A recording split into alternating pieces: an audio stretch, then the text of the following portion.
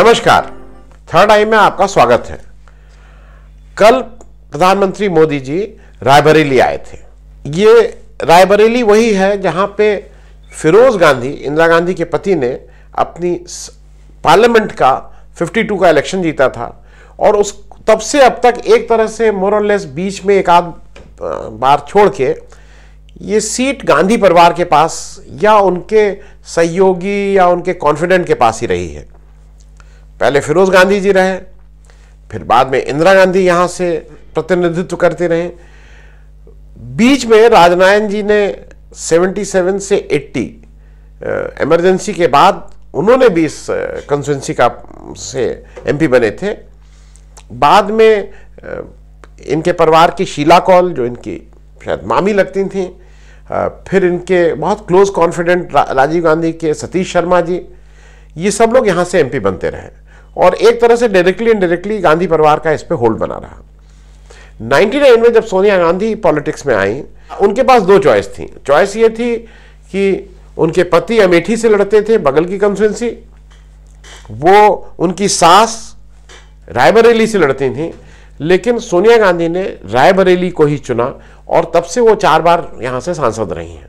बीच में यहां पे बीजेपी के एक सांसद बने थे अशोक सिंह साहब।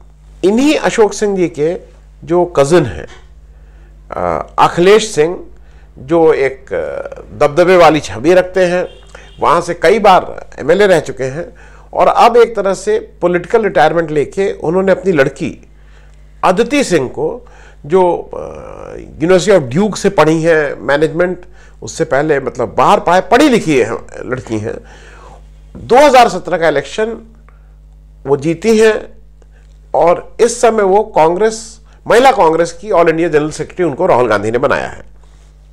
मैं आपकी जानकारी के बता दूं कि अदिति सिंह ने 2017 का इलेक्शन 90,000 से ज्यादा वोटों से जीता था रायबरेली सदर से।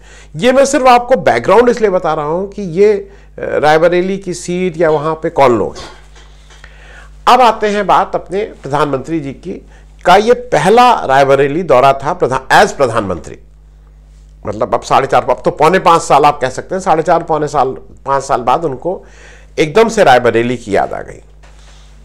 अच्छा, इधर क्या हो रहा है कि जैसे ये पूरी तरह से रेल कोच फैक्ट्री का दौरा था, जहां पे वो उस कोच फैक्ट्री ने 900वां डिब्बा, अच्छा ये एक अब या तो कोई लकी नंबर होगा, किसी ने ज्योतिषी ने या किसी बाबा जी ने बताया होगा 900वां डिब्बा, क्योंकि जनरली पहला डिब्बा सुनते हैं, 1000वां सुनते हैं, 10,000वां सुनते हैं, 101 भी समझ में आता है, लेकिन 900वां डिब्बे को झंडी दिखाने का एक कुछ ना कुछ तो कारण रहा ही होगा न्यूमरोलॉजी के हिसाब से। आजकल बाबा जिससे जो ना करवा दे, खैर, तो आप स्वतः आए या किसी बाबा जी के कहने पर आए, उन्होंने 900वां डिब्बे को झंडी दिखाने के लिए आए थे।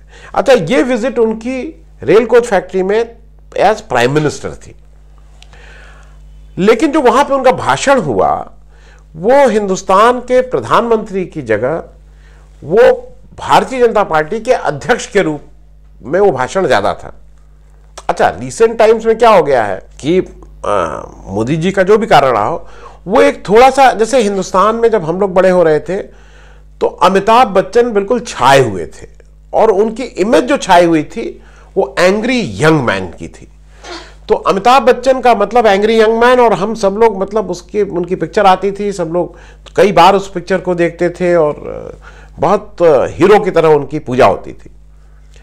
रिसेंट टाइम्स में एक नया डेवलपमेंट हमने देखा, आपने भी देखा होगा, अभी ये हाल का डेवलपमेंट है कि कार के शीशे के पीछे एक एंग्री हनुमान की फोटो आ रही है। अब एंग्री हनुमान मतलब हनुमान को क्यों गुस्सा करा रहे हो भाई? एक अच्छे खासे हनुमान जिनकी भक्ति भाव होती है, हम लोग उनको जाके पूजा करते हैं, उनसे कहते हैं भाई आप प्रसन्न होइए।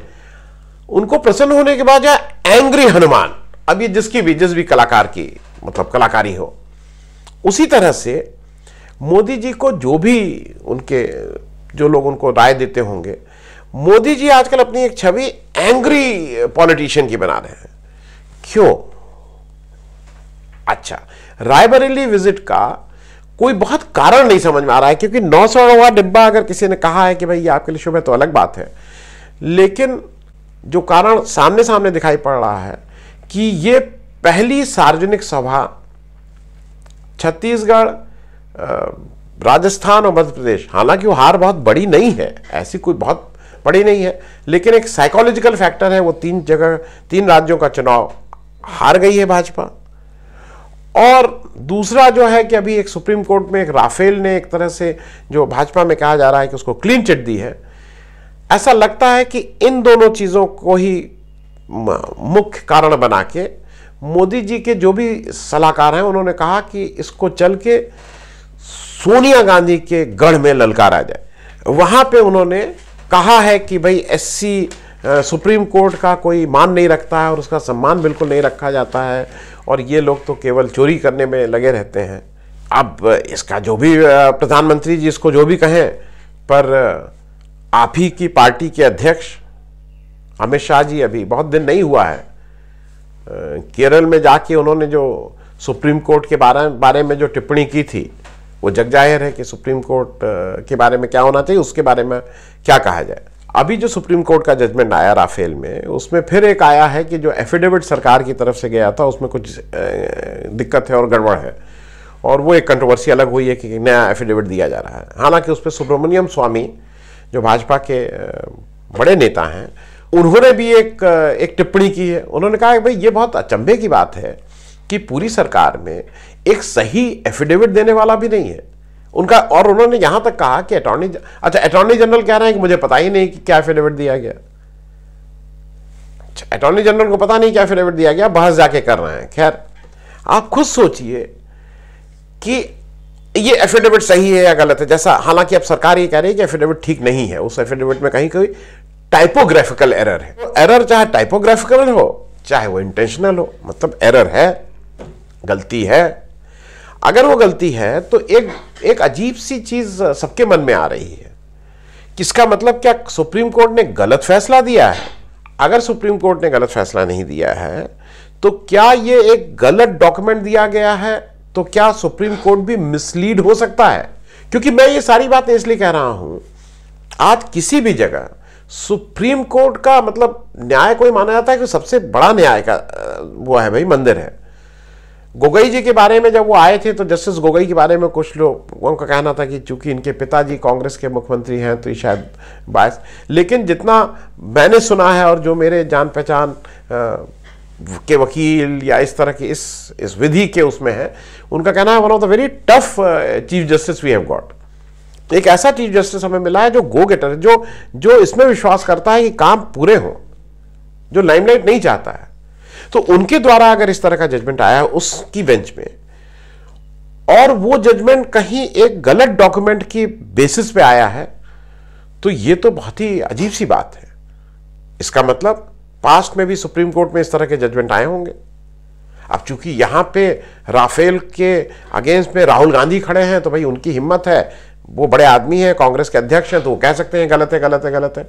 आम आदमी हमारे और आप जैसे अगर कोई सुप्रीम कोर्ट जाए, उसका एक तो वैसे ही आधा उसका तो वो तो मिट चुका होगा, मतलब पैसा देते देते वकीलों की उसकी हालत खराब हो गई होगी। वहां जाए दूसरी पार्टी एक गलत डॉक्यूमेंट देके कोई गलत जजमेंट हो जाए तो आपको तो मतलब आप तो कहने ही लायक नहीं है। देखिए ये संस्थाएं हैं, और मैं अभी भी मानता हूं वो इंदिरा गांधी में, क्योंकि कहीं पे मोदी जी ने कहा कि इंदिरा गांधी ने 3 लोगों को सुपरसीड किया था और गलत था, ये था, ठीक है, सुपरसीड किया था, गलत था, बिल्कुल नहीं था। सुपरसीड करके उन्होंने 3 जी की जगह चौथे आदमी को जज बना दिया था, नहीं बनाना चाहिए था।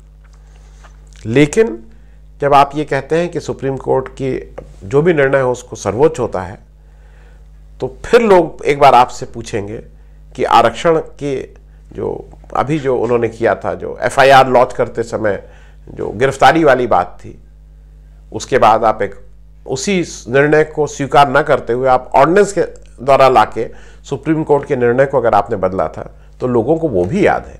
जो मुझे लगा कि ये जो ये विजिट थी वो मूल रूप से एक स्ट्रैटेजी थी कि यहाँ पे आए, और जो जैसा पेपर में निकल रहा था 3-4 दिन पहले, वो सबसे बड़ा उसमें ये हो रहा था, एक्चुअली वो हो नहीं पाया। वो हो जाता तो शायद पॉलिटिकली एक बहुत बड़ा वो था।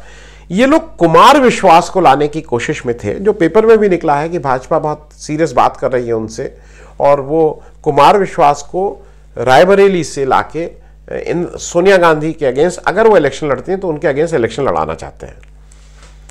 ऐसा मानना है कि रायबरेली में एक ब्राह्मण बाहुल्य है और ब्राह्मणों का वर्चस्व है, तो अगर कोई ब्राह्मण आएगा तो वो बहुत अच्छा इलेक्शन लड़ेगा। तो उसमें पहला नाम कुमार विश्वास का था और इन लोगों को जैसी उम्मीद की जा रही थी कि उस दिन वो मंच पे लाके कुमार विश्वास को प्रेजेंट कर दिया जाएगा कि भाई ये हमारे कैंडिडेट हैं। अच्छा, जितना मैं मतलब कोई व्यक्तिगत रूप से तो नहीं जानता हूं, मिला हूं एक दो बार, कुमार विश्वास बहुत हार्ड बार्गेनर है। कुमार विश्वास कवि हैं और उन्होंने कविता को एक इतने बड़े आयाम पे पहुंचाया है कि उन्हीं की बदौलत आज हिंदुस्तान के एक दो नहीं हजारों कवियों को एक ठीक रेम्यूनरेशन मिलना शुरू हो गया जो पहले नहीं मिलता था। आज केवल कुमार विश्वास की देन है कि जिसको कहते हैं कि बाकी लोगों को भी एक सही प्राइस मिलने लगा है, तो कुमार विश्वास अपने सही प्राइस को जानते हैं। तो मेरे हिसाब से तो यही है कि कुमार विश्वास को अभी सही प्राइस नहीं मिला है, इसीलिए वो आके यहां उस दिन ज्वाइन नहीं किए।